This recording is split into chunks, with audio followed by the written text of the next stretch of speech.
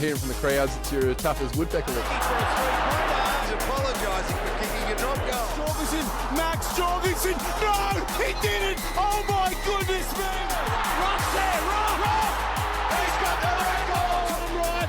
Tom Wright, just too good. This is ecstasy for Wallabies fans. G'day everyone, welcome to Extra Time. This is Scrumbags' new subscriber show, so we'll be dropping an extra episode every Thursday via Patreon.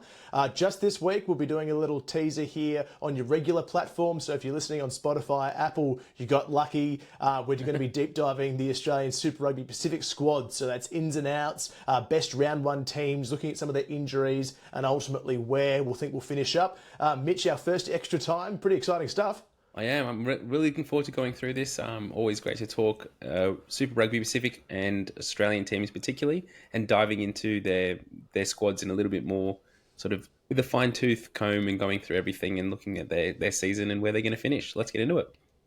Yeah, let's do it. This is real nuffy stuff. So, yeah, if you're here and you want to subscribe, make sure you look at us on Patreon. Give us a follow on the socials. If you like what you see, make sure you jump in before February 13 as well, when we'll start charging just around a couple of dollars a month just to keep the paywall ticking, keep us caffeinated and fed and ready to give you good Australian rugby content and support a bit of independent rugby media too. So let's just get straight into it, Mitch. We're going to talk Brumbies, first cab off the rank. They're the team that consistently gets underestimated and always overperforms.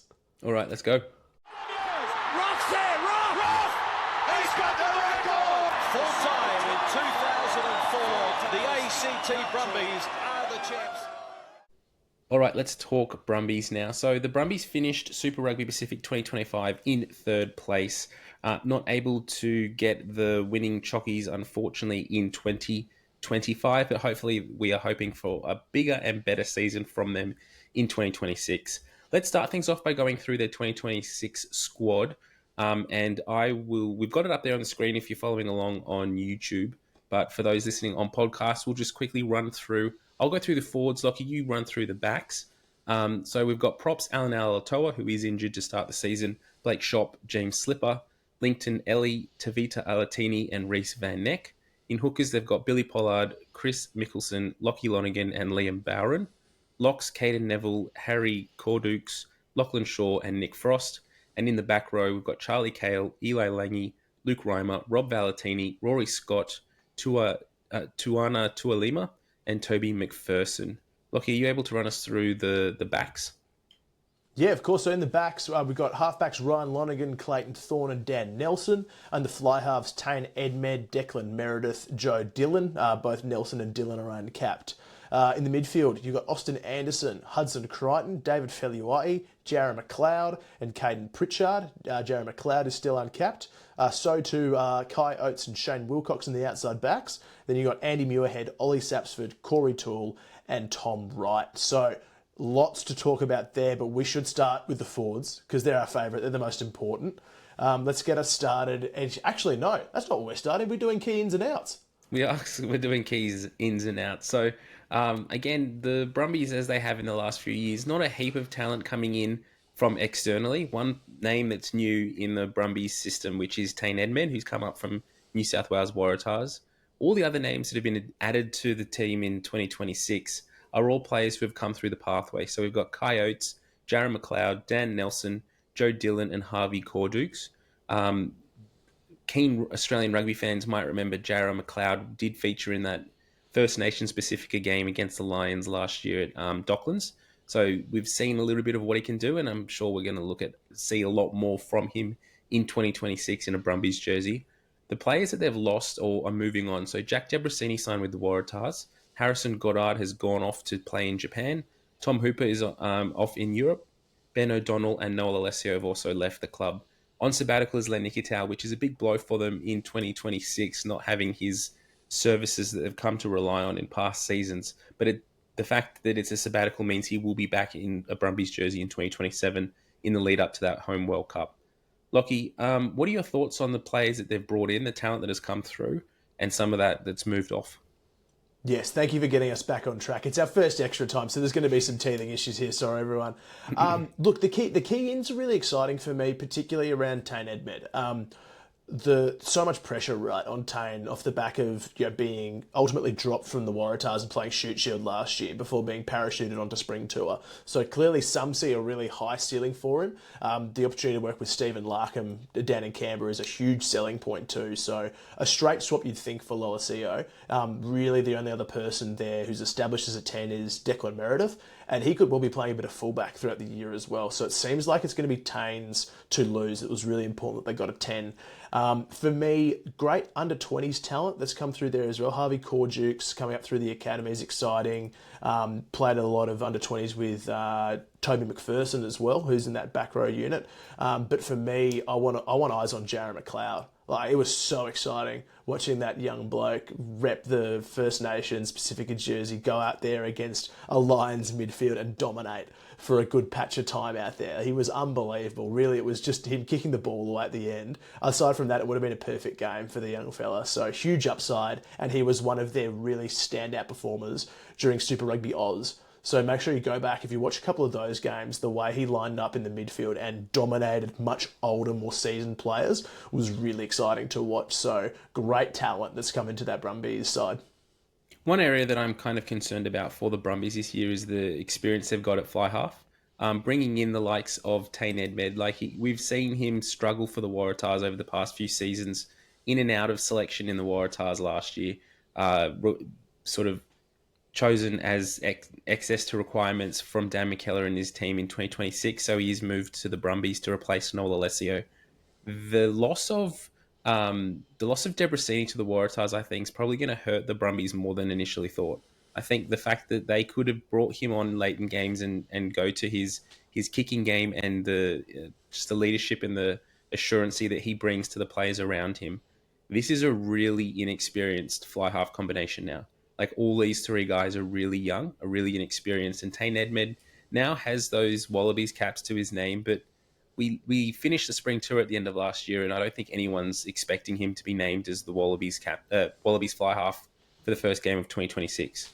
So he was there because he needed to be, but he wasn't really stamping his name as a front runner in that fly half discussion in Super Australian rugby. So it's going to be interesting to see how they manage that. But looking across their forward pack, Lachie, where do you think the strengths or weaknesses pop up for the Brumbies? Honestly, I think the Brumbies have got the best balanced pack out of the Australian sides. Obviously, Alan Alatoa, if you were listening into our Monday episode, we know that he's going to be out for the first few rounds with a back injury. They didn't put a date on his return either. So that put some pressure on at tight head. But bear in mind, you've also got Reece Van Neck, who's a very solid performer at Super Rugby. He started a lot of games as well. You'd expect him to come straight in. Tavita Alatini is young. He's pretty unproven. At this level, we saw him get some good shoot shield numbers in with Warringah in their victory last year. He's also played plenty of under-20s, so he's more of a development tight head. Conscious of the fact that James Slipper can cover, but they probably don't want him to. That's going to be like a watch and see. So maybe tight head without AAA is the concern. But elsewhere, like, you've got two Wallaby hookers to contend with in Pollard and Lonergan. Liam Bowen has a big enough ceiling that they took him on the Australia A Tour of Japan. So that's a strong section there. I like the depth too that they have across the second and back row. Like, keeping Caden Neville, a former Wallaby who's so experienced, just a mountain of a man to bring through players like Corjukes and McPherson is really exciting. So keep an eye on them. Frost, Shaw, pretty well established there in that starting second row role. And then the back row is just stacked, like far out. Valentini, Reimer, Scott. You can toss them all in. Don't forget that Kale as well was a Wallaby in 2024 under Joe Schmidt and just had so many injuries that we haven't seen him much. So when you bring those guys through, I think that's going to be the base of it. Tualima is a big solid guy too. So as far as just, forwards are concerned, I don't really see a weakness outside of tight head depth behind AAA. Is there anything ringing bells for you, either good or bad, in this Brumbies pack? I think just the fact that they've got, like, looking through the props, Alan Alatoa is such a big name and has been so good for them over the past few seasons, but we're not sure how many games he'll miss early on, and I think that's one of the areas that they could struggle. Like, the guys that they've got there named are great up-and-coming props, but they're not the kind of guys who are 15, 16, 17, 20, 30 capped Super Rugby players. Like, these guys are young and inexperienced. And so, like you were just highlighting then, it takes one or two injuries and all of a sudden we're calling up guys who just are inexperienced. And that doesn't help when you're going up against the best of the Kiwis. So it's going to be interesting that it'll be tough for them, I think, the first few weeks without Alan Alatoa, and then how they manage his season once he's back. Like, they could very much rely on him to sort of give them the stability late in the season. But that's also not something you want to be relying on either. Like, you don't want him to pick up a niggle in the last few rounds and then relying on him to be able to be fit for the finals. Obviously, you want him to be, but you don't want to be relying on him and Slipper to play big minutes for them. So that is one area. Again, the Brumbies, their back row, it's crazy the depth that they always have there. Like, So good. The Brumbies just, they should be playing a whole forward pack full of back rowers. They've got that much depth there. It's crazy. Like, you didn't have to they've push lost in Tom scrums. Hooper and Lachie Hooper. Like, they've lost big names out of that already, and they're still so stacked. It's dumb to think that someone like Charlie Cale comes off the bench or Luke Reimer comes on as the finisher role that he's played before, but they're so good. They're just stacked for days. I'm pretty jealous. Like, with your Tars hat on and my Reds hat on, you look at that pack and you just go, far out. Like, how do you keep getting these guys? It's so good. Yeah, definitely. Now, moving across into the backs, I'll just highlight an area that I am kind of concerned with is the centre and fly half combination. I think outside of 9, Ryan Lonergan and Clayton Thorne have been there for a few seasons now. So together they're pretty standard for Super Rugby players, and we know what Lonergan brings. He's waiting for that next step in a Wallabies jersey, but he's been good for them the past and reliable for them for the past few seasons. Outside of that, I highlighted as an area before with the loss of Debrasini and Lalesio. I think their fly half stocks are a bit thin, but also their midfield combinations as well. Without Len Nikitau there, all of a sudden things are looking quite inexperienced between a fly half and midfield combination that just doesn't have that same assurancy that we've come to expect from the Brumbies in the past. So you could be looking at a centre combination of Declan Meredith at fly half with David Feliuai and Jaron McLeod. And not to say that Feliuai is a bad player in any regard. I think he's a great up-and-coming player and did good things for them in 2025. But without Len Nikitau there in the centres, I don't know. I just don't feel as confident in them having that go forward that we've come to expect from the Brumbies being able to be that abrasive ball-carrying centre combination.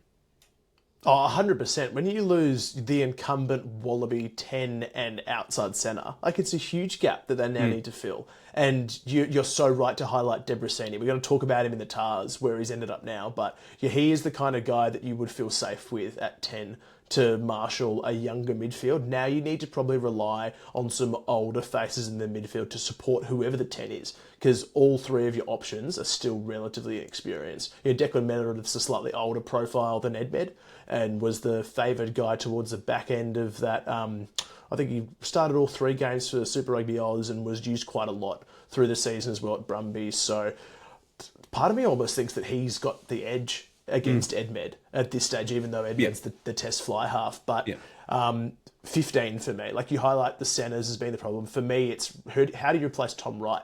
Because I think they need to be prepared to not have him at all for the Super Rugby season. Obviously, you want him back as early as you can. But we're talking about a home World Cup coming around the corner, and ACL is not something that you want to push or rush.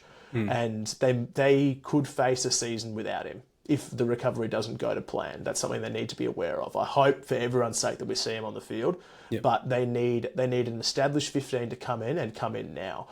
I think that person at the moment is probably Andy Muirhead. We saw him play there for the First Nations Pacifica side. We've seen him play there for the Brumbies before. He pops up all over the place, and he's an experienced Super Rugby centurion that you probably rely on there. So 10 and 15 are the worries for me. But wings, God, they're stacked. Like, they have so many good wing options, and I think their strength is still there. Even without Tom Wright, you can pick up a Corey Toole, an Oli Satsurt, a Muirhead if you're going to play him there. And their young guns too are very experienced, whether it's at sevens or rep level. It's pretty good crop.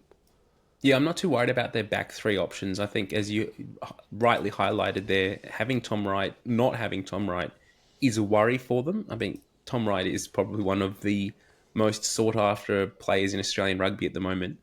But I'm relatively confident in Muirhead's ability to cover.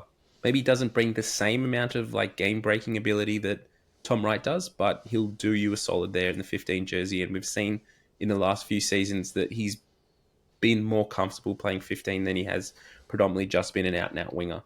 Lachie, let's go through our predicted 15s for the Brumbies in round one. How we're going to do this is we'll split it between forwards and backs. So I'll get you to run through the forwards that you're expecting for round one. I'll do the backs.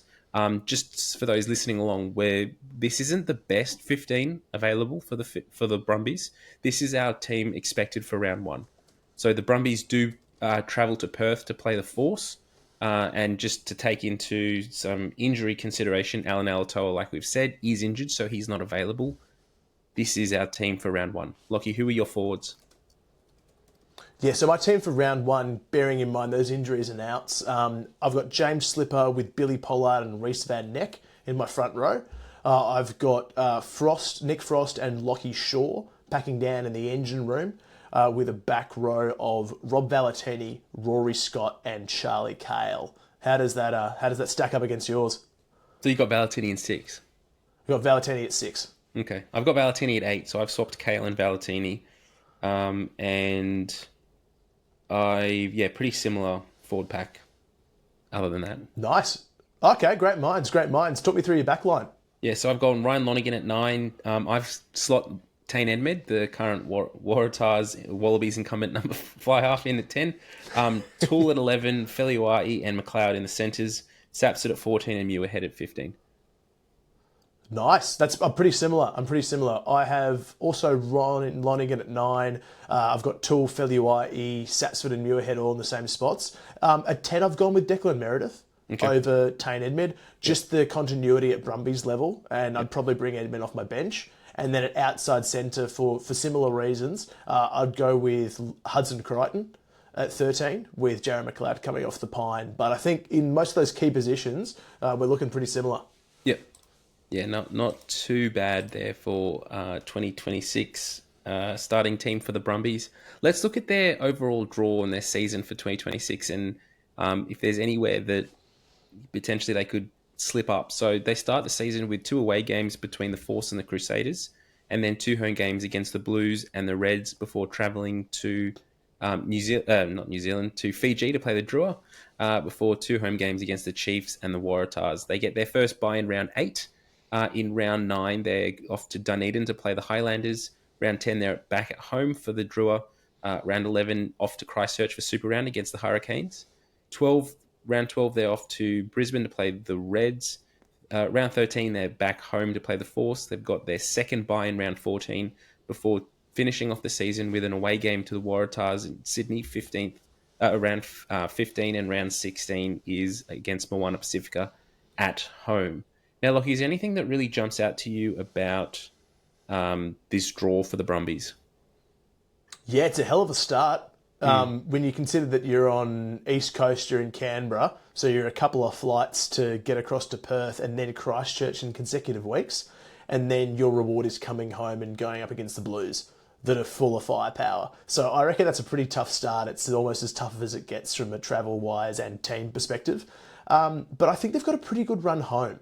Like the fact that they don't leave Australia after Super Round is a big deal. So like you're still going to Sydney and Brisbane, but you've got Aussie Derby into a bye, then Sydney, and then you host Moana at home. And traditionally Moana aren't great travellers. We've seen Moana beat the Brumbies in Canberra. I'm pretty sure it happened a couple of years ago.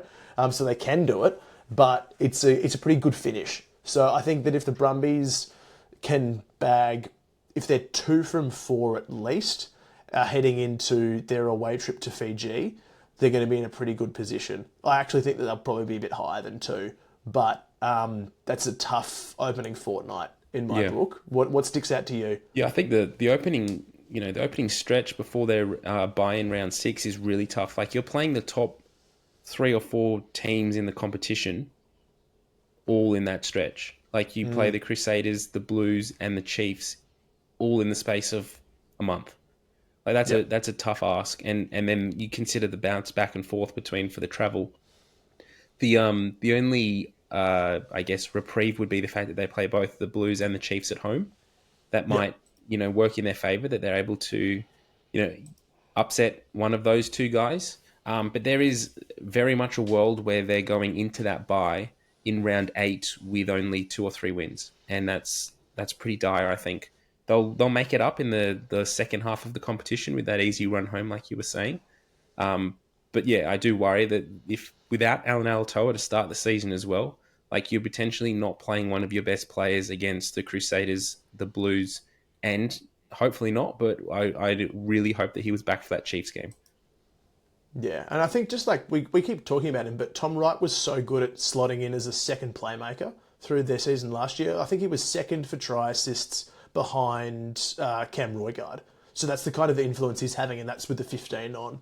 So without a designated sort of second playmaker who's really established, I think they might struggle just to be as incisive as they were last year. So maybe there's a world in which Declan Meredith actually gets a crack at 15. It's something that he's spoken in the press about, being open to having played a bit there in the past, and that way they'd be able to have Tane Edmed in and use two playmakers to unleash those weapons out wide. So that's something to consider up the sleeve as they manage that draw, and particularly where are we scoring our points and who's laying on those assists. Yeah. So where do you see them finishing between 1st and 12th in Super Rugby Pacific in 2026? I've got them finishing at this stage in 5th. So I've got them making finals, but I think that there's real quality across the ditch, and I think this is the first time in a long time I'm going to tip another Aussie team to leapfrog them in the standings. So I think they're going to be 5th. I think they're going to be 5th overall. They'll definitely play finals. But yeah, I'm not sure that this is their year that they'll crack through past the semi-final stage. Okay, and so where do you see them finishing in the Australian landscape? So 1 to 4. I've got them 2nd. Okay. In the Aussies. How about you? Yeah, I think 2nd for the Aussies. I think that fits. I'm also similar. I'm not, without some of the losses and the experience in the back line, I think it's going to take them a while to really find their rhythm early on for 2026. And this start that they've got, they can't afford to, take 3 weeks to really figure out how they want to play and who their best fly half option is. So I think some of the other Australian Super Rugby teams are a little bit more settled in that playmaking decision and their stocks there. So that's probably going to see them with a little bit of a challenge. I would say probably 5 or 6. I think they'll finish in the regular season. But the Brumbies are a team that always know what they need to do to get towards the pointy end of the season. Like they'll always be there. I don't see them not making finals at all. Yep. The same boat. They're definitely playing finals for me. And I just think when you look at that, those last 2 weeks, you go up the road against the Tars, and then you're home at Moana. Like you're looking off the bye, especially when you consider that bye that they've got in round 14. You're going to be primed to go 2-0 on the way home and set yourself up to jag one of those last spots, even if you've been struggling at times throughout the year. Brilliant. Well, let's keep things moving, and we're going to move to the Queensland Reds now, which, Lachie, you'll be very excited to talk about. These are your teams. The Reds finished 5th in 2025 in Super Rugby Pacific. In 2026, they have added quite a lot of talent to their roster, but they also have lost not lost, but we've all spoken about it. Les Kiss will become Wallabies coach at the end of the 2026 Super Rugby Pacific season. So it is still yet to be seen how that sort of transition does sit across and does affect this team in 2026. Lachie, why don't you run us through the forwards and I'll run us through the backs for their squad. Yeah, sounding good. So, Reds for their forwards, they've got Aidan Ross in prop. His fellow props are Nick Bloomfield, George Blake, Trevor King, Jeffrey Tormunga-Allen, Zane Nongor, and Massimo DeLutis. When you go to the hooking stocks, it's Josh Nasser, Matt Fezler, and Richie Asiata. Their locks, Lukan Salakai Loto, Sarah Uru, Josh Canham, and Hamish Muller. And in the back row, Fraser McWright, Harry Wilson, Joe Bryle and John Bryant are in their formal squad. But they've got a few more floating around the wider training squad that we're expecting to see at this stage. Mitch, take us through the backs. Yep, so in halfbacks, we've got Kalani Thomas, Louis Werchon, and Tate McDermott. I nearly said Dave McDermott. Fly halves, Carter Gordon, Harry McLaughlin-Phillips, and Tom Liner. Probably the best stocks in all of Australian rugby, let's be real. Midfield, we've got Dre Pacquiao, Frankie Goldsborough, Hunter Paisami, Isaac Henry, and Josh Fluke. Outside backs, we've got Jeremiah Murray, Jock Campbell, Lockie Anderson, Nick Conway, Tim Ryan, the Junkyard Dog, and Will McCulloch. In the utility section, they've added the former Waratah and flying Fijian Ben Volavola. We've also got Filippo Daugunu and Trayon Pritchard. Lockie, looking through this squad, where do you see the strengths for the Reds in 2026? I think, like off the back, you look at the fly half depth and you go, that's great, but also who plays where and how? Yeah. How are you going to get all those playmakers Who doesn't involved? Get minutes? Yeah, Who's in the tracksuit this week? So I think that's going to be the biggest watch. But as far as their depth's concerned, I think you've got to be pretty excited with what they're bringing around the back row for starters. So like they've named just the four, but also in that wider squad, they've got Vaiatu Alatu, Big Vice, who's been doing a lot of their Super Rugby Oz games, plus Tom Robinson, who's coming through. So even with Harry Wilson injured for this first wee while, you still think you've got Fraser McWright, Sarah Uru, Joe Bryle, John Bryant, Latu, these guys to consider, which is super exciting. And then, again, like the centres, I think, is probably the biggest backline draw outside of the really chunky and congested halves question. When you've got Dre Pacquiao and Josh Fluke and Hunter Paisami all fighting it out, plus Isaac Henry is really solid, I think they've probably got the best midfield stocks of any of the Australian teams at the moment. And then that's not even considering Filippo Daugunu, who can push into outside centre. So really excited by those. I think those are the real strengths. What strengths do you see? Yeah, I'm really excited by the outside backs. Like you look at, Jock Campbell, Lockie Anderson, Tim Ryan, all those three guys are really... they've bedded down their experience in the Reds now this year. So they've been there since 2025 and they've played against the Lions and they've played Super Rugby Oz. Most of those guys as well have also played Australian A, if not included in the wider Wallabies training squad as well. So they're pretty set and you then start to consider some of the other names that are in this wider squad that are now going to be like adding competition for them. So Carter Gordon, it's still sort of, we still don't know where he's going to play. Like if he will be playing further back than fly half. He has mentioned in the media that he's open to that idea.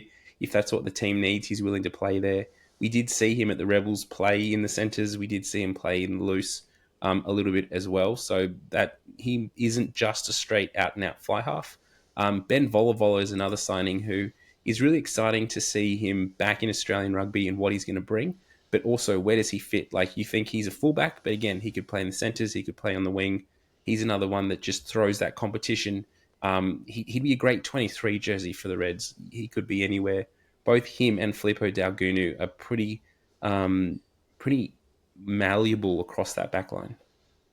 Yeah, it's a great point on that combination, Daugunu and Volavola. That's almost your perfect 22-23 combo if they're not in your starting side. So that depth's good, but it's not all beer and skittles up in Queensland. They've still got some gaps, I think, in their team that we'll have a look at. Loosehead prop for me behind Aiden Ross is still a pretty big worry. They've got a fair bit of depth at tight head with Delutis, Nongor, Tumunga Allen, all capable of starting in my book. But I mean, Aiden Ross is so far ahead of George Blake in that regard. And, Tumunga Allen can play loosehead and tight head as needed. But if Aiden Ross goes down, I think the Reds suddenly have a really big loosehead shaped problem. So they're going to be wrapping the big a new Wallaby boy in cotton wool, I think, because he's going to be key. If they keep him on the park, if they can, that's going to be really important. And yeah, I think I'm still a little sketchy on the second row as well. Yep. Like you've got Salakai Loto Canham who are out and out, excellent Super Rugby level.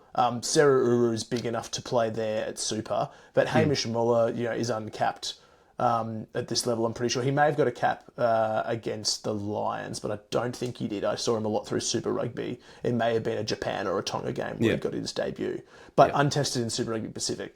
And I think that they've had their line-out issues, the Reds, and they've lost Ryan Smith and Angus Blythe, both of whom were super reliable at Super Rugby level.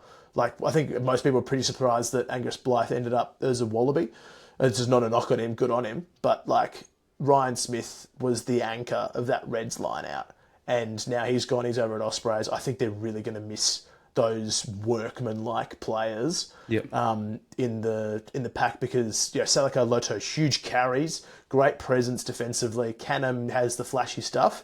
I don't see a grinder in that second row unit, and maybe Muller's the guy, but that to me, along with the loose head stocks behind Ross, those are areas that I'd be a little sketchy about if I was a Reds fan. Yeah, I'm also, similar vein, I'm also kind of worried around their locks back row. I think without, knowing now that Harry Wilson's not available for the start of the season, that automatically throws up, who's going to replace him there. And so I think Sarah Uru very well could end up fitting into the back row. He shapes as that 6 option for mine without Harry Wilson available at 8. And then you're probably a lock short. I would feel more comfortable if they had 1 or 2 more lock back row options without Harry Wilson there. I think if they had, like you were saying, if they'd been able to keep Ryan Smith and maybe pick someone like, Pete Samu would be great for this Red squad, wouldn't he? If the Reds had been able to pick up Pete Samu, I think that covers over the issues that they currently have at the moment. But even when we're going through our predicted 15 for round 1 without Harry Wilson there, I automatically start to go, they're feeling a bit light on already to name a 23 and then pick up another injury or 2. And I think it's starting to, the warning bells are starting to blare it in Ballymore. Yeah. I've probably got a bit more faith in the Bryles and the Bryants because they've had a couple of seasons of Super. But yeah, I think there are still patchy bits that I'm conscious of. Also, one player that we didn't mention on the outs, big blow losing Liam Wright. He had his injury issues, but he was a rock in that Reds back row unit. And when you sort of look at those players that have moved on as well, losing the extra loose head option in Alex Hodgman, they also lost Matt Gibbon. Who's retired for injury reasons. We didn't get to see him. So those were all their loose head investments. And now that's a gap, along with Seth Fargasa, who's gone over to the Force, and I reckon will probably be one of their best props going over there. So really interested to see how that's gone on, and I'm fascinated to see what your starting Reds pack and side's going to be. It's probably the most thought that you're going to give to the Reds this year. So I'm keen to see you sink your teeth into it. Tars have Reds round 1, so don't worry, I'll be doing my due diligence. So I'll go through my starting forward pack for the Reds in round 1. Now, I will throw this out there. I didn't go full Tars and just name the worst option possible, so the Tars win. This is actually what I think will happen. So we've got Ross in 1, Fassler at hooker, and Nongor in tight head. Lukan Salakaia-Loto and Josh Canham in the second row. I've shifted Uru to 6 because I think his line-out presence is probably needed at the moment. Bryle at 8 with McBride at 7. And captain of the Reds. Nice. I've got the exact same type 5. So Ross Fasler, Nongor, Canham, Salakaia-Loto. My back row's a bit different. I've gone with Joe Bryle at 6, Fraser McBride as captain at 7, and I've gone with Vice Latu at number 8. I know he wasn't on that list, but he's played a lot of Super Rugby Oz, and it seems like they're kind of leaning to him as the like-for-like replacement to Harry Wilson, a bigger body focused on the carry side of things. But I wouldn't be surprised if John Bryant, who's more experienced, gets the nod. All right, and what's your back line for the Reds? Oh, man, this was hard. Especially the halves, right? It's crazy. I think injuries made it a bit easier around halfback. So Kalani Thomas will start with McDermott out. I've gone with Tom Liner as my starting 10. I've got Filippo Daugunu and Lachie Anderson on the wings. In the centres, I've gone with the tried and tested Paisami Fluke, and then Jock Campbell's at the back. I reckon you'll have a pretty different one, though. No, it's pretty similar, actually. I've only got one change, and that's awesome. Tim Ryan on the wing. So I've gone... Oh, wow, okay. Thomas at 9, Liner at 10, Anderson 11, Fluke, Paisami in the centres, Tim Ryan on the other wing with Campbell at 15. Okay. And I think, I thought someone might be throwing in Dre Packerho. I love him. I love him as a 12 option. I wouldn't be surprised if he's there too. But interesting that we've both gone with Liner. There wasn't a temptation to throw Carter Gordon straight in the mix? I think what we'll see, and it probably goes against my first picks for throwing Edmed into the Brumbies starting 10 jersey, but I think what we'll see early on in the season is the tried and true combinations. We'll see it out. So throwing in Carter Gordon or even McLaughlin Phillips, like he's done the job there for the Reds whilst Liner was injured or not available last year. But going for Carter Gordon first round would be a massive shake of things up. I think Tom Liner just brings that assurancy there. So I'd be expecting to see some kind of safe picks by the Super Rugby Oz coaches in these first few rounds. And goal kicking too. Like, honestly, that's what got me over the line. It was like Tommy Liner's pretty much radar, like at super level, and Carter Gordon's had plenty of yips off the tee. So I imagine. Well, it's not like the Reds need to kick much, though. Well, they typically don't, do they? No, so, they're not scoring. They're not scoring penalties, and they're probably not scoring many tries in round one. So.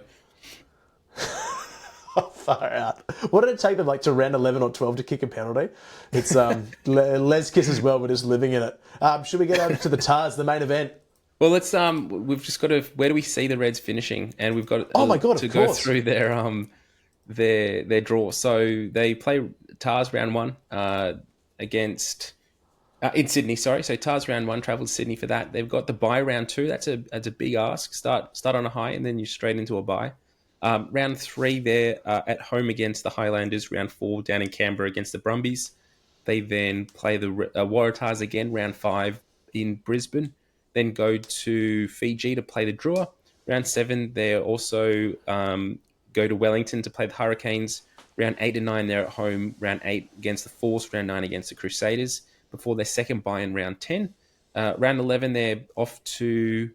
I think that's Super Round 11. So they play the Blues at Super Round in Christchurch. Then they've got 2 home games against the Brumbies and the Chiefs before rounding out the end of the season away in Perth against the Western Force, over to New Zealand to play Moana Pacifica at Northland Stadium, and then finishing at home against the Drua. Lachie, what do you think about getting the draw round 2? Yeah, the bye round 2 is interesting, but they had the bye round 1 last year, so I think they're probably quite happy to have a game and be included in the start of all things off the bat. It's I like that in their draw they've put the dates of the finals. That's just very optimistic as how they look. Okay, so draw overall. They're not leaving Australia until round 6. So you'd take that every day of the week. I think they'd be very pleased with sticking around at home. They do have that interesting bounce back where you go from Fiji to Wellington, round 6 and 7. So that's probably going to be a bit of a tough travel leg. But overall, I think they've got a pretty forgiving draw. Like, they've only got 2 Kiwi games overseas, plus you got Moana, and they're hosting big games at the end of their season. So... like having, I think, round 12 and 13, those games back-to-back against the Brumbies and the Chiefs at home, will probably decide whether they're hosting a final or not at this stage. I think the Reds are probably going to be in that upper echelon of teams throughout the year, but they could easily drop down if they slip up in those two. So that period where they go from their round 10 bye, Blues, Brumbies, Chiefs, Force, with a bit of travel either side, I think that's going to make or break their season. Yep, I agree with that. I haven't got too much else to add. Where do you see them finishing on the ladder? All right, I'm going to put my nuts on the table here. I think is this the Aussie team? This is the one. Yeah, I think this is where the Reds And even as I say it, I know the Brumbies are going to beat them. But it feels like this is the Reds' year. I wasn't game enough to do it last year. We both picked the Brumbies to finish top of the log in the Australian standings. But I think the Reds, with the profile of their team, they're into their third year under Kissy, third and final, and they've got so much talent stacked in there, particularly in the backs. I think this is the year that they finish higher. So I'm going to say the Reds finish third overall, and they finished top of the log for the Australians. And I'm already regretting saying it, but I'm going to stick with it, Mitch. Where have you got them? I've got them... What did I say for the Brumbies in the... You said second for Brumbies. Second, okay. So I've got the Reds finishing third. I think... Oh, no! I'm just not sure how this whole transition with Kiss will go, with players coming in and out, new captain... The fly half struggles of who's going to play, who's going to be playing each week, who wears the tracksuit, who gets to play off the pine, all of that. I think there's too many questions at the moment for the Reds, and the background sort of politics of who's going to be the next coach as well. That never helps a team. It feels like there's a lot of off-field stuff that's going on for the Reds behind the scenes that very well could take front center for the players. I want to see them do well. I really do. But I can see them picking up a few losses early on. And, particularly round one. So I've got them finishing third in the Australian conference. And, that's hard because I put the Brumbies right down like fifth overall. So, fifth as well, around fifth, fourth, fifth. Six. So are the Reds making finals in your book? They'll make finals. What is it? The top 7, don't they? Or top 8? Top 6. So top six. I had Brumbies listed as oh my goodness. Where did I list them? We just said it. We said it out loud. I had them fifth overall and second for Oz. So you're going to say Reds. Wow, Reds finished sixth, so they still make the finals. Yeah. And they're third for Aussie. Yeah. Oh my goodness, you're going to have some great chat around the TARS. I can just feel it. I think I am. Why don't we just get into it then? 'Cause yes! That's what we're all here for, isn't it? That's where everyone in Australian rugby wants to see the Waratahs do well. So the Waratahs finished 8th last year, a season that we can forget about. It is done. It's done. We fixed the training field at Daceyville, so there's no longer any more injuries that we will pick up, and the front row stocks have been somewhat reinforced this year. So let's go through the squad. I'll go through the forwards, Lachie, you go through the backs. So in props, we've got Apalisi Ranawai, Dan Botha, Isaac Kaialia, Jack Barrett, Siafone Amone, Tom Lambert, and Will Goddard. There is a massive name that is on sabbatical this year with Angus Bell not available, so that's going to hurt the Waratahs. Hookers, Ethan Dobbins, Flaufe Nga'a, and Ioane Moanu from Crusaders. Locks, we've got Angus Blythe, Ben Grant, Eamon Doyle, Matt Phillip, and Miles Amatosero. There is an asterisk against Amatosero, as we spoke about on our pod earlier this week. Back row, we've got Austin Durbridge, Charlie Gamble, Jamie Adamson, Lachlan Hooper, Leafai Talatina, and Pete Samu. Lockie, you take us through the backs. Yeah, so halfbacks, we've got Jake Gordon, Teddy Wilson, Michael McDonald, who's come over. I think he used to play for Ulster in the Irish system. I want to say he's a bit of an Irish journeyman, McDonald. Fly halves, Jack Bowen, Lawson Crichton, and Jack Debrasini are the listed players. In the midfield, they've only named 3 centres, interestingly. So George Pullman, who's come across from the Force, Joseph Akusa-Suali'i, and Joey Walton. And outside backs, there are stacked. So you've got Andrew Kellaway, Max Jorgensen, Harry Potter, and then just throw in Leo Jacques, Archie Saunders, Sid Harvey, James Hendren, and Tristan Riley. So they've got a lot of outside backs and a lot of back rowers, and I think that's probably the strength straight off the bat for me. Wow, they've got unbelievable talent to call on in the outside backs. Yeah, I think their locks, they've also filled that quite well in the off-season. That's one area the Waratahs have been hit and miss the past few seasons in the second row. Having Angus Blythe and Matt Phillip come back to bolster both Ben Grant and the Miles Amatosero, they're good, really good signings. Pete Samu coming in and Lachlan Hooper at the back row also add a lot of gumption to that back row option, and there's a lot of now competition for spots. I will say that the signing of Jack Debrasini into the fly halves is an interesting one. And no doubt we'll talk a little bit more about him in a second, but he shapes as that 23 jersey, who's that versatile player like he did for the Brumbies, who can come on and do a lot. But I can also see a lot of people picking him as their starting fly half for the Waratahs in 2026. I think that's where I'd be picking him off the top. I'm keen to see your teams in a little bit, but having Debs and who's played, he's played against the Lions. He has played over 100 Super Rugby games across the Brumbies, across the Chiefs. He's played in Japan. He's a really experienced, dependable person to have in the stocks there. He's exactly what I thought the Brumbies would want to keep. And now the Tars, he's sort of fallen into their lap. He's gone back to Sydney, and it's a huge get. So I'm really excited for him there. You're right about the locks too. The more that you think about it, even with Amadasero missing probably a couple of trial games, maybe round one, like Matt Phillip coming back's a big deal. Ben Grant was pretty solid off the bench, I thought. Like added a lot. Angus Blythe's been there, done that. So you've got a really good rotation of workmen, like dependable locks, I think, that you can call upon there. And you can't overestimate getting back Folau Fainga'a. Yeah. I think that's a really big get at hooker to be able to shore up that line out too. Like he's solid at the back. We know what he can do off a rolling maul.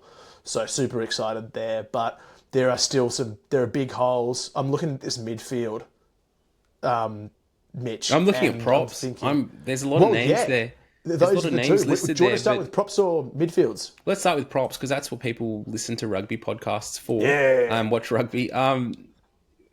There's names there, and these guys have been here for a while. Jack Barrett, Dan Botha, Isaac Kiley, Aliyah Amone, Lambert. Like, these guys have been in the system for a year or two.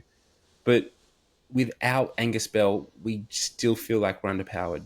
And I know Taniela Tupou was there last year, and he was hot and cold, and he didn't necessarily perform as well as we would have liked for Waratahs fans.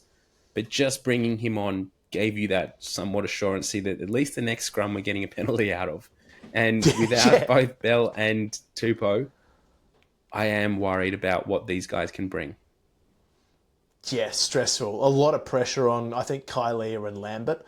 They're probably the two that you look towards as your loose head starting options, your top two. Kylie are sort of in and out of favour last year. Tom Lambert's had injury issues, but was around that sort of Aussie A level a couple of years back. I'm really worried, especially when you consider that you don't have the security of Tupou as a scrummaging tight head, just as a scrummaging tight head. Like CC Faramone, I think, showed really good things last year in the early rounds. Like obviously had that huge game against the Highlanders, played well against Adrua, but kind of fell off the radar there. Dan Botha is, I just think, like I'm not sure how much more he's got to offer at Super Rugby level. They might seem a bit harsh, but like he doesn't really get noticed around the park. At scrum time, I don't feel secure with him as my tight head. That's just personally. He could go out and prove us all wrong this year, and I hope he does. But for me, the stocks in both sides, without Bell and Tupou propping them up, are pretty average as when it comes to the Australian teams. So, yeah. And then midfield as well, like George Pullman coming across. But when you've only got Walton, Suoliti and Pullman listed as your options, and you think that with the outside back depth, Suoliti's probably playing 13, like Pullman and Walton doesn't terrify me as inside centre options, unless they go for a Lawson Crichton, which I could also see. So do you have any idea? Well, Lawson Crichton played a lot of Super Rugby Australia in the centres. Yeah. So that's a possibility too, as a bit of a ball playing 12 and just get it to Sue, give Jonah the ball kind of energy. Yeah. But yeah, I don't know. Like the midfield just seems like you're a really solid centre short, and like losing someone like Jackson Rapata, who was in the system, who won a shoot shield for the Rats last year, and has gone over and made really big strides with the Force. Like that's the exact kind of player that if I was at the Tars, I'd want to keep around. So. I'm seeing gaps. I'm seeing gaps in that 12 jersey. Yeah, but I think there's enough coverage there. Another player that's I'm really looking forward to seeing is Sid Harvey, and like he's predominantly played in on the wing for the pathway teams and then in the Aussie Sevens. But he's another player that really, at a pinch, I think could fit in at 12. He's probably not as big defensively as you'd need in the 12 jersey, but I think he'd be a good distributor to Joseph Akuso-Suaalii and at least get around that first defender. Maybe not bust over the top of them, but maybe step around them. So long shot, if I saw Sid Harvey line up in 12 and I'm a Nani Laumape or a Hunter Paisami, I'm getting pretty excited about that, which is no knock on Sid, who defends really well, but like that's a big size difference, especially given the profile of inside centres. But we'll take your long shot. I just don't know how you fit in all those outside backs into 4 jerseys. Yeah. There's going to be a lot of rotation because players like Sid Harvey was so good in Super Rugby Oz, but James Hendren, like wow, he was unbelievable through that Super Oz series. And then you've got Kellaway, Jorgensen, Riley, and Potter to contend with. Like I want to see a team. I'm so excited to see who lines up on the wing for you. All right, so let's go through our TARS teams, and then we'll look at... Oh, we haven't gone through the ins and outs. So, massive ins, we've got Harry Potter, Sid Harvey, Angus Blythe, Folau Fainga'a, Ioane Moanu, Matt Phillip, Pete Samu, and Jack Debrasini. Moving on, we've lost Darby Lancaster, Tane Edbed, Langy Gleeson, Rob Leota, Lalakai Feketi, and Taniela Tupou. I think, actually, on reflection, the loss of Lalakai Feketi is probably a bit bigger than we were all expecting. When he first left, we were like, okay, yeah, he's been serviceable for a few years, but he was the guy that you could put in the centres and he'd do a job for you and you wouldn't think twice about it. Now, like you highlighted, that he's not there, we're starting to look a little bit thin. He was Rennie's guy. Like, he was a starting Wallaby 12, if you only look back 4 years. And now he's over at the Chiefs. That was probably something we missed in the last episode around headlines and news bits, but there's still that, legal stoush between Feketi and New South Wales Rugby. So, keep an eye on that one, and especially when they meet against the Chiefs at some stage. All right, let's go through our 15s for round 1. Why don't you take us through your forward pack?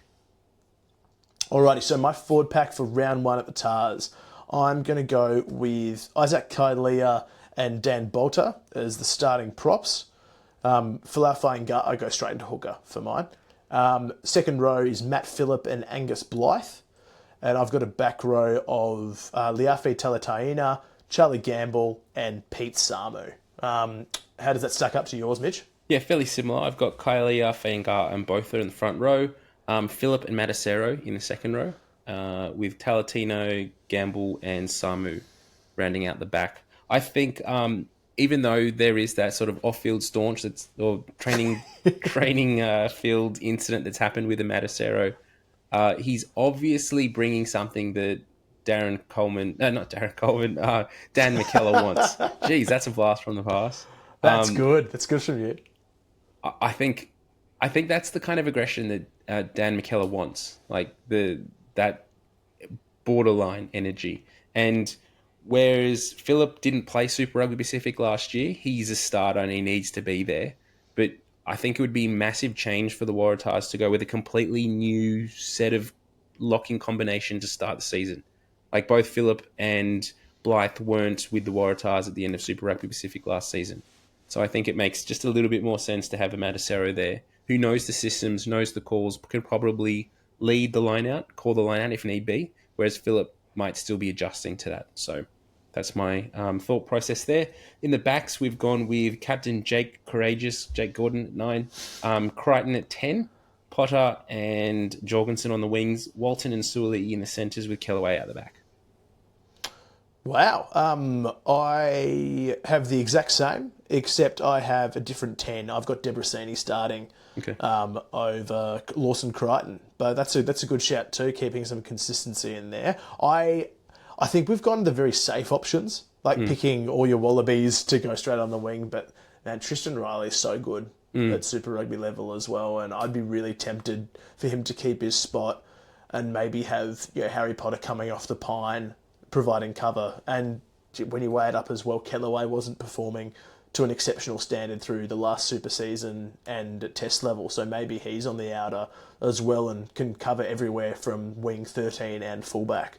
So I reckon we're not too far off with those, but it's time to face the music. Bit of ranking time. Just a shout. Tristan Riley's another player who I could see this season shift into the centres. Like he's that type of big ball carrying player who could cover 12 or 13 if needed. with the stocks that we've got on the wing, potentially. I actually like the idea of him playing 12. He's like really nuggety. He's a good defender. He's quick. We haven't seen it. I don't think it's going to happen. But just from a physical profile, I think that would be quite cool. Yeah. Could happen. Not bad at all. Pigs fly stuff. We'll see how we go. All right, so looking through their draw this season, so they start with 2 home games against the Reds round 1 and the Drua round 2 before a bye. In round 3, round 4, again, they're at home against the Hurricanes. Round 5, they travel to Suncorp to play the Reds. Round 6, again, back at home to play the Blues. Round 7, they travel to Canberra to play the Brumbies before heading across the ditch to play the Chiefs in round 8 in Waikato. They have a bye in round 9. In round 10, they play the Moana at home. Super round in New Zealand, they're playing the hosts, the Crusaders, their bogey team in New Zealand at the new Christchurch Stadium. Round 12, again, home against the Force. Round 13 away against the Highlanders. Round 14 away against the Drua. Round 15 at home against the Brumbies. And round 16 away against the Force. Now, let me just say that I don't know who Dan McKellar paid, but we don't have to leave Sydney for 95% of this season. It's outrageous. The Tars have been kissed on the dick with this draw. It's incredible that you don't leave until round 8. You don't leave Australia. No, not even. You don't leave the Eastern Seaboard until round 8. You don't even have to go to Perth. So then you got the bye. We have to go to Brisbane. Yuck. Come on. The draw is insane. And so like the Tars should be in a very good position by their round 9 bye, but they'd have a harder run home. So they're going over, they're playing the Crusaders in Christchurch. You've got to go across for a banana peel game, back-to-back Highlanders and Fiji and Drua away.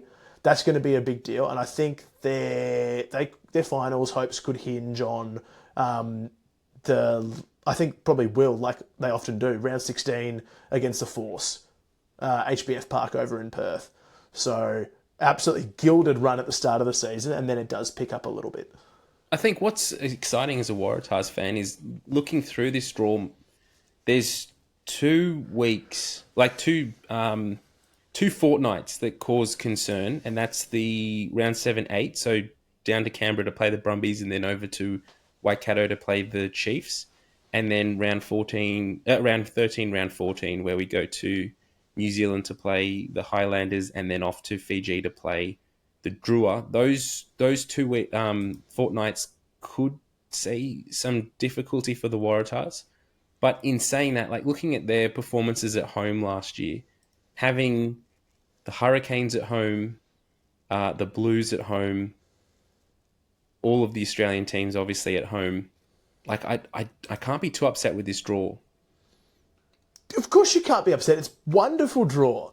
Best Australian draw by a mile, mate. It's look, the Tars should, with that draw, put themselves well and truly in contention for finals. Yeah. There's no reason that they shouldn't. I'm sure they'll find a way at some stage to shoot themselves in the foot. But like this is a wonderful opportunity for them. So it's kind of marrying up like the strengths that they've got in the outside backs in the back row, second row, with the weaknesses around prop. Like if you can keep your scrum together and your set piece together, doesn't even have to excel. If you can keep it together with this draw, you should be doing okay. Yeah. So with that in mind, do we have anything to add before we go to our predictions? Well, no, I'm happy to jump straight into the predictions. And that's why I've got the Waratahs finishing top in Australia. Oh, you said it. You actually said it. Oh, my goodness. Okay. Where do they finish overall, importantly? 4th. So you've got Tars 4th, Brumbies 5th, Reds 6th. Yep. 3 Aussie teams playing finals. Mm-hmm. And none of them at home. It's a tough draw. That's it. Interesting. Okay, so the Tars finished top of the log and 4th overall. Wow. The reason I say this, though, just a bit of a backing up my claims. I think a second year with Dan McKellar and head coach, with his scrum coach, Dan Palmer, the bulk of that front row particularly has been with the Waratahs last season, so they know what the system was. more time, we'll see them gel better. I think bringing in the likes of the second row, the hooker from the Crusaders, Amone, he and Fanga'a, like that allows us to go to that game plan that Michaela was so good at in the Brumbies, playing in tight, playing offset piece, playing mauls, and scoring a heap of tries. Like I think that's the way that the Waratahs will excel in 2026.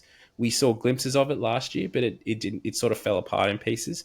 I think another year with the coaches and with a fairly similar squad, we'll see this team go to that next level. All right. I've got them fourth. Okay. For the Aussies. I have them finishing eighth. Actually, no, ninth. I got them finishing ninth overall, and I'm finishing fourth for the Aussies. Now, the reason for this is what we laid out around prop stocks and around the centres. I think there's going to be too much competition and congestion for the outside backs that haven't balanced their roster well enough. And I'm expecting a couple of these banana peel games at home, like Reds, Drua, Hurricanes early, are not gimmies. And we're going to see a team really struggle to find their feet in 2026. So my tip is that they actually are the bottom of the Australian teams. They finish ninth in 2026. And they don't play finals. And they don't play finals. Okay, we'll see. We will see. We will see. That's part of the fun. Well, let's keep moving because we have one more team to preview, and that is the Western Force. So the Western Force finished ninth last year. They didn't play finals, unfortunately, and they've had a fairly... they've bolstered some of their positions in 2026, looking across their squad. So I'll go through their props. Lachie, you go through I'll go through their forwards. Sorry, Lachie, you go through their backs. In props, they've got Theo Fautawaka, Harry Johnson-Holmes, Josh Smith, Marley Pearce, Tian Takapulu, Tom Robertson, and Seth Fargasi. Hookers, Albert Alcock, Brandon Pangramosa, and Nick Dolly. They have also just recently signed injury cover for Nick Dolly, an Argentinian hooker. I can't remember what his name is off the top of my head. Leonel Ovieda. There we go. Thank you for that, Lachie. In locks, Darcy Swain, Franco Molina, Jeremy Williams, and Lapeti Faifu. In the back row, again, similar stocks to the Brumbies, really. Carlo Tizzano, Kane Kateka, Nick Champion, DeCrepney, Tito Nafatoto, Violini Ekwasi, and Will Harris. It's looking pretty solid in there. In the backs, we've got Doug Phillipson, Henry Robertson, Nathan Hasty, and Augustine Moyano coming across from the Pumas. Fly halves, Ben Donaldson, Alex Harford, and Max Bury.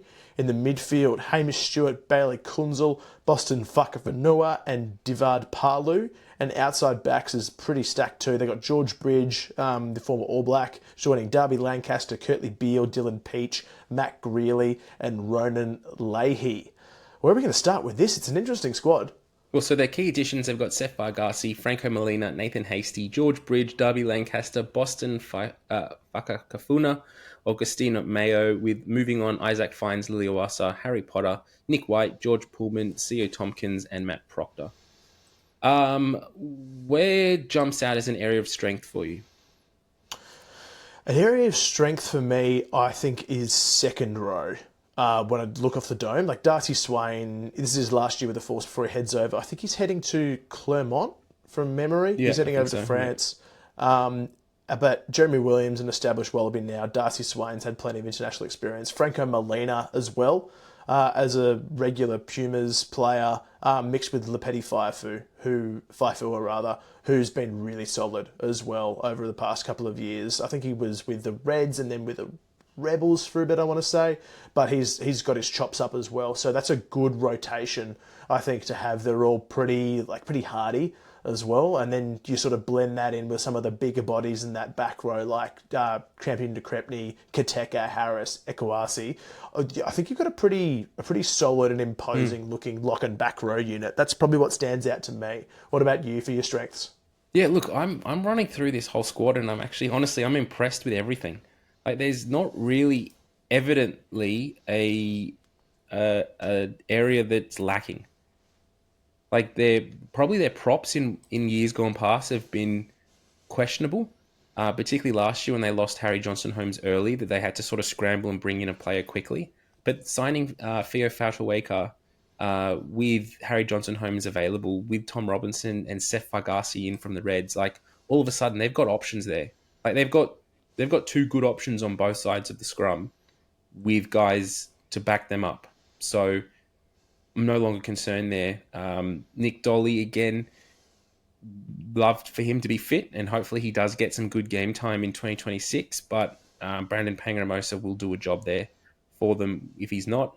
That's probably the one area. If Nick Dolly's not fit, Brandon Pangramosa with Albert Alcock and the new guy from Argentina, that's probably scratching the barrel just a little bit to start a season.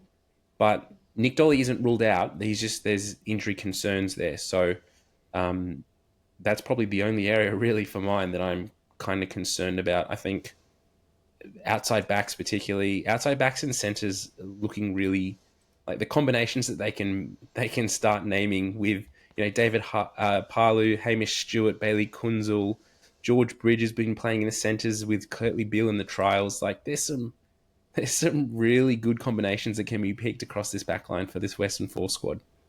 Yeah, you've nailed it with the hooker depth. I think if they're down to BPA getting injured in the early exchanges and suddenly it's all Bertie Alcock, that's a tough run. Also, his sister's Supergirl. Pretty cool. Anyway. Oh, really? Yeah, Millie Alcock. Yeah, he's basically Supergirl. So he's Superman. I think you've nailed it there. Yeah, Superboy. The midfield combos, I think they're actually like, when you've got Curtly Beale playing a lot at 12, that's been cool. I think that would actually help a lot if they can roll him out as an option behind Hamish Stewart. I'm trying to find a chink in the armour. Like maybe, I've got a pretty high expectation of Augustine Moyano coming across. A lot of pods, a lot of people, a lot of platforms have been hyping him up, and he's been pretty cool to watch. So having a test halfback come in to fill the void left by Fines Leviawasa and White, I think is a big deal. So maybe how that combination starts, but it feels like Nathan Hastie's had the inside running alongside Robertson. Phillipson, I believe, is coming back from an injury, so we're not expecting to see him soon. He's a former under-20s halfback. Another guy to keep an eye on. There are so many combinations too. It kind of depends who you pick at fullback. I imagine Matt Greeley is the front runner, given how well he was going through there. But also, even at 10, Max Bury was so good in Super Rugby Oz. Ben Donaldson can float between 10 and 15. They've got a lot of flexibility. So I dare say we're probably going to have quite different 15s. I kind of hope we do, because there are so many combinations you can pick. Let's get into our 15s then. So I'll go first with the forwards and you run through the back. So I've got Seth Fargasi, BPA and Harry Johnson-Holmes starting as my props and hooker. In the second row, I've gone with Williams and Swain. At 6, Nick Chapman to Crepney, Carly Tizano at 7 and Violoni Ekowasi at 8. That forward pack is... that's Wallabies level. That forward pack bangs. That's got some big nasty boys in it. I've got something pretty similar. I've gone with Fagase and Pangaremosa starting as well. I've got Tom Robertson as my starting tight head though.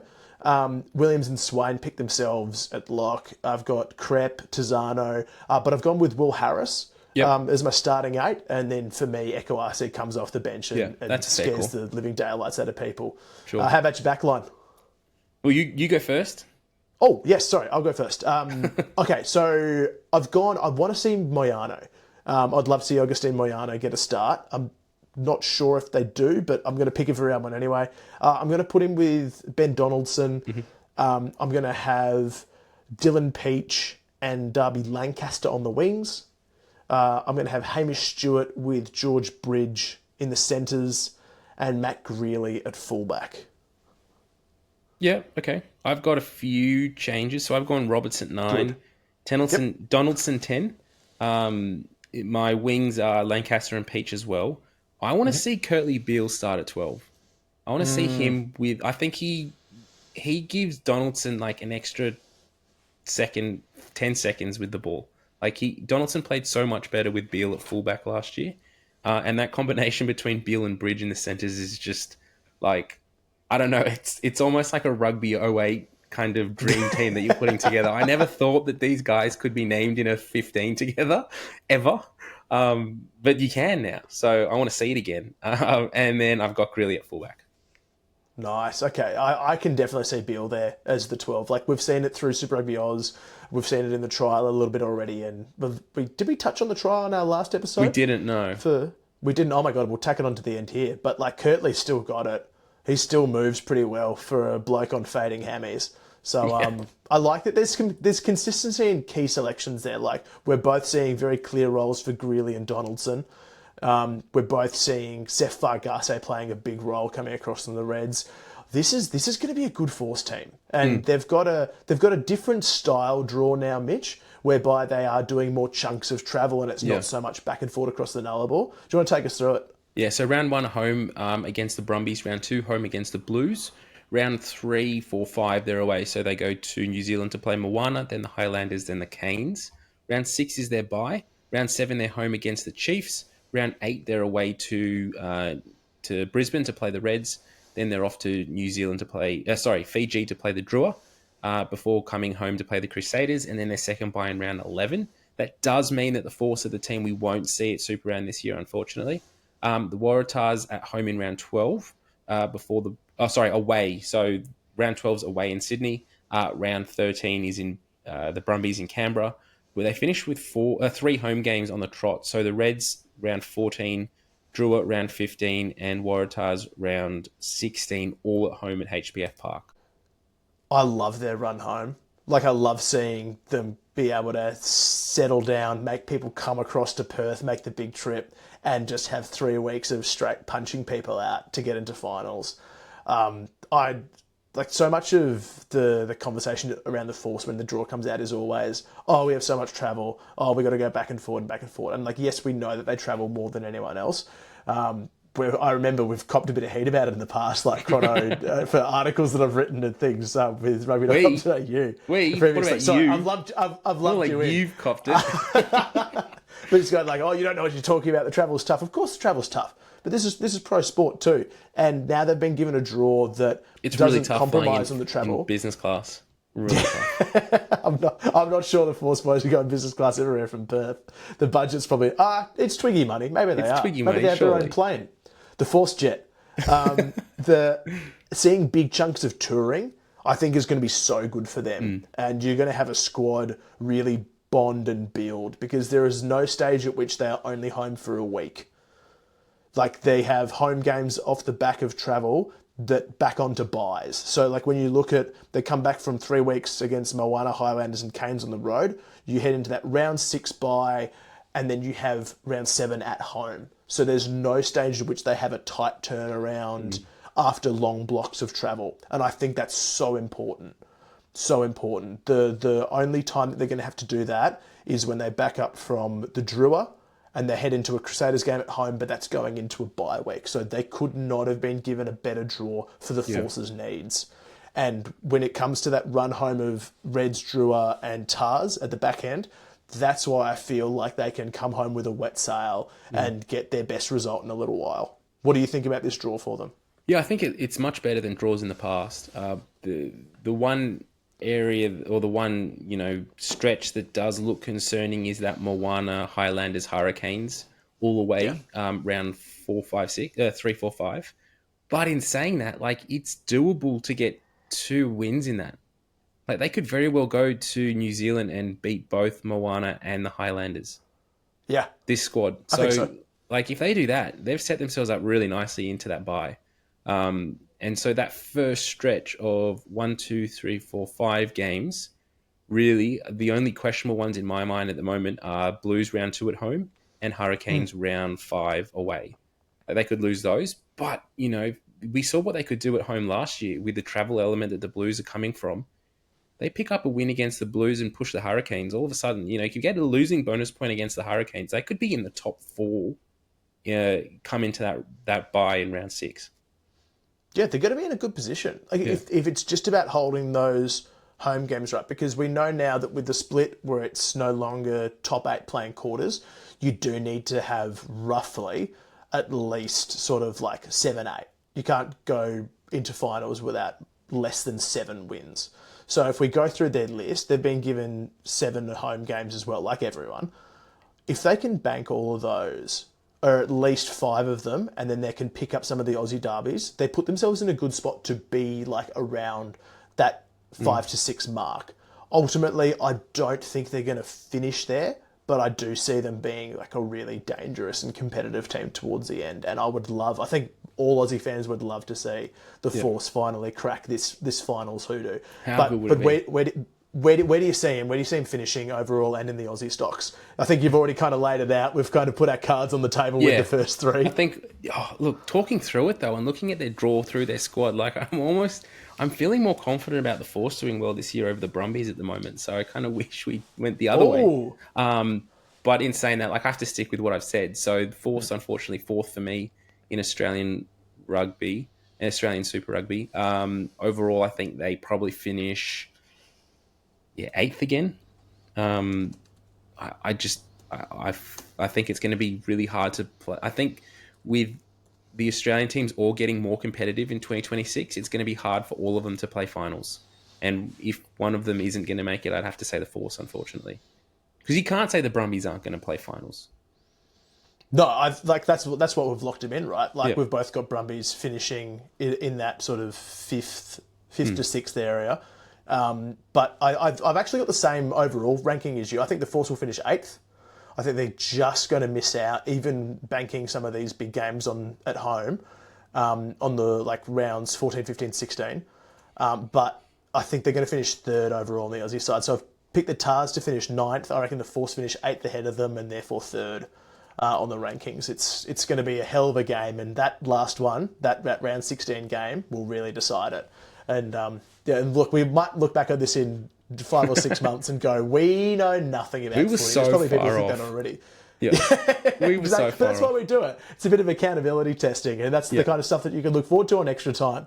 Hopefully people actually stick around and keep going with it. But it's been fun to do a bit of a deep dive. That's all right. Yeah, it's been really good. I am conscious of time. I have to jump off in a sec. So we have had one trial game played over the weekend, which was the Western Force hosting the Queensland Reds. The game did go down to the final play with the Western Force getting a try just after the buzzer to go up 21-19 in that one. Lachie, you've been able to see a little bit of the footage. I haven't been able to catch more than the highlights.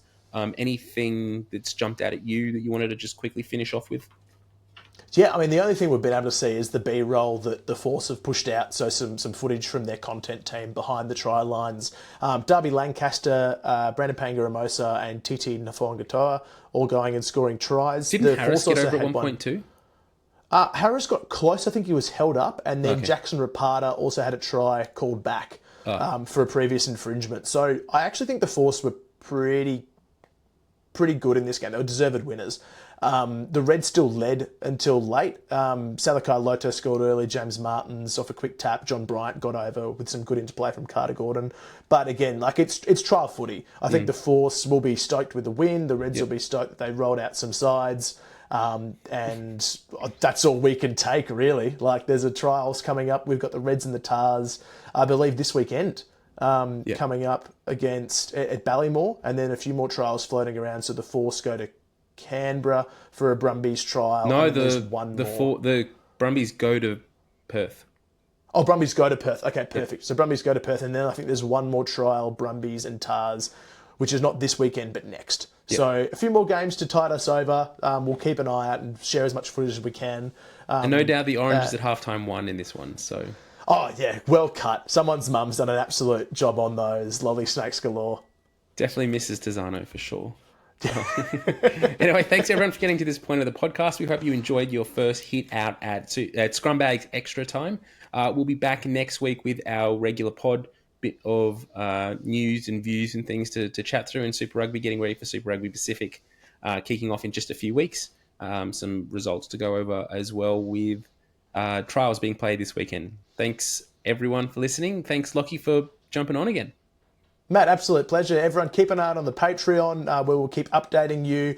If you've got requests, things that you want us to talk about during Extra Time as well, that's the place to do it. Or you can jump on the DMs at Twitter/X or on Instagram for Scrumbags. Make sure you're following us along, and we will start putting up links to our YouTube channel as well, where hopefully you can catch some of this and more over the next few weeks. Thanks again, Mitch.